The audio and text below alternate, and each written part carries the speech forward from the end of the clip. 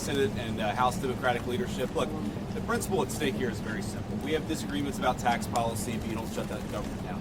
We have disagreements about healthcare policy, but you don't shut the government down. You don't use your policy disagreements as leverage to not pay our troops, to not have essential services of government actually function. You don't say the fact that you disagree about a particular tax provision is an excuse for shutting down the people's government and all the essential services that come along with it. If you look at what Chuck Schumer has said in the past consistently, it's whatever our disagreements are, let's negotiate with them.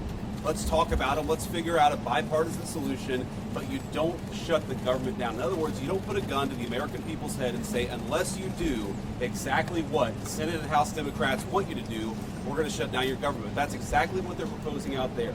Now, we have to remember, they're very frustrated. They say that they're very frustrated about the fact that this negotiation has not taken place until today. But if you look at the original thing they did with this negotiation, it was a $1.5 trillion spending package, basically saying to the American people, we want to give massive amounts of money, hundreds of billions of dollars to illegal aliens for their health care, while Americans are struggling to pay their health care bills. That was their initial foray into this negotiation. We thought it was absurd.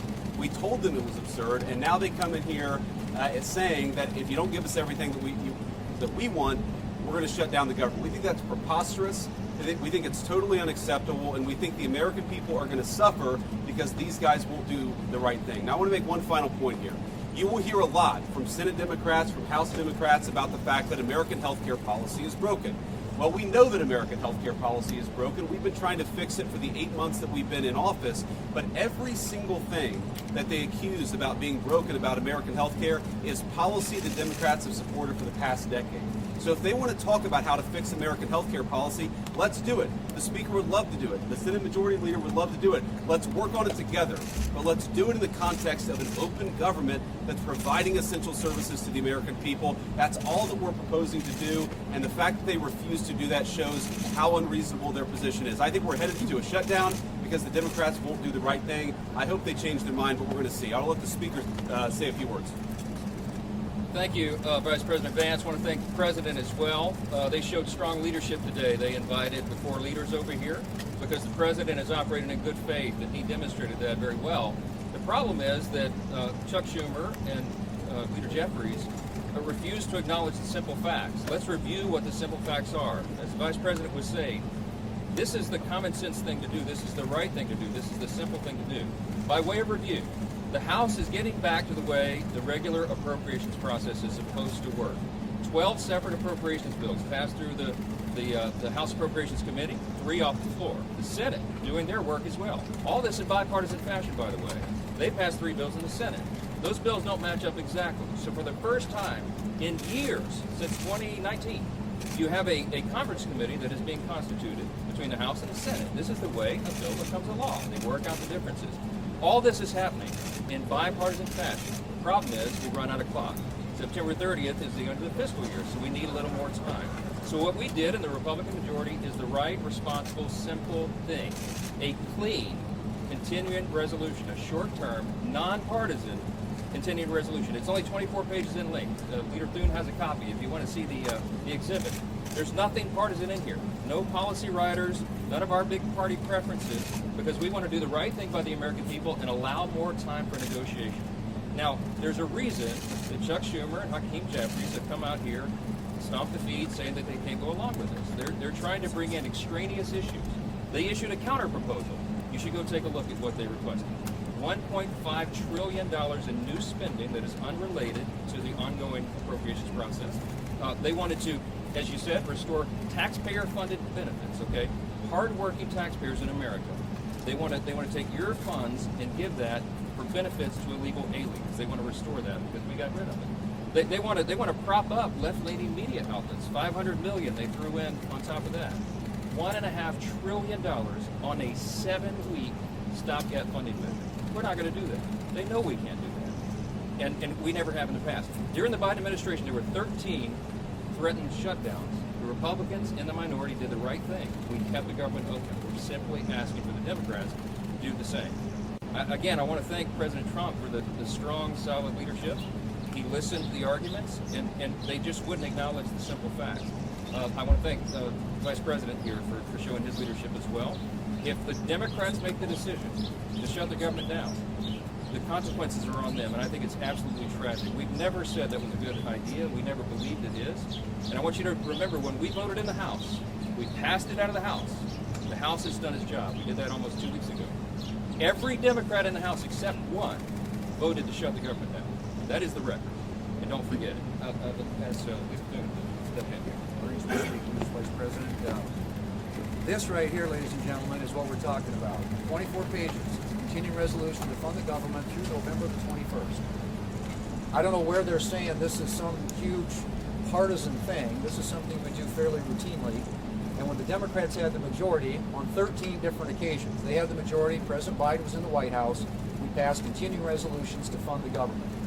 This is purely and simply hostage taking on behalf of the Democrats. Republicans are united.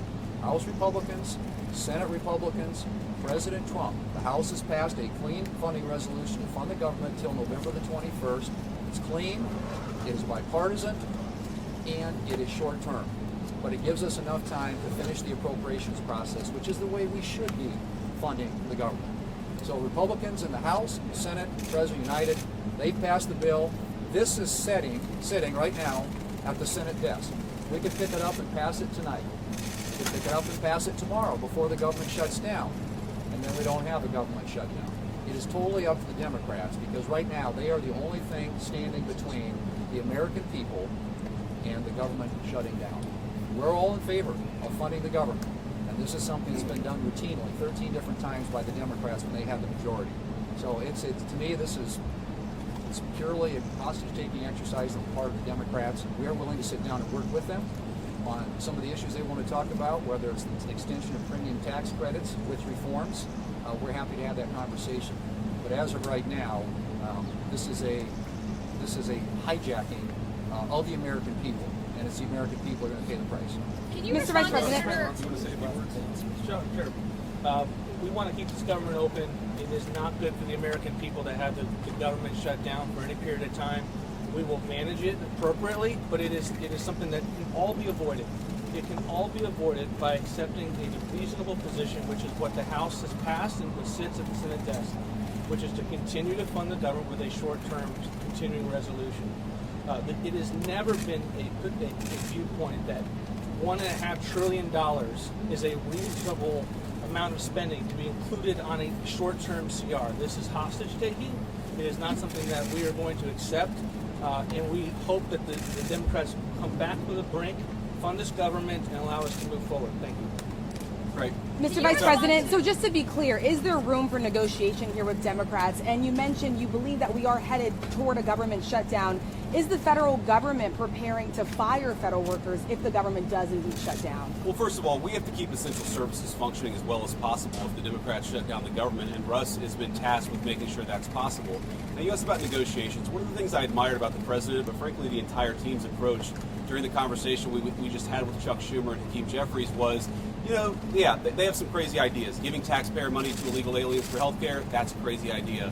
Funding transgender surgeries in Peru, that's a crazy idea. But they had some ideas that I actually thought were reasonable, and they had some ideas that the president thought was reasonable. What's not reasonable is to hold those ideas as leverage and to shut down the government unless we give you everything that you want. There were multiple times where Leader Jeffries or Leader Schumer would say, you know what, we should be doing this, and the President of the United States would say, yeah, absolutely, let's have that conversation, but we're going to do it in the context of the people's government being open. We're not going to let you take the people's government hostage and then give you everything that you want. And that's really the state of the negotiation. Yeah, let's have a conversation, let's have a negotiation, but we're not going to shut down the government because we won't give the Democrats everything that they want. Can you respond to what Senator Schumer said, that there were aspects about health care ending for certain people that the president was learning about for the first time at that meeting? And was the president open to a deal on the ACA subsidies?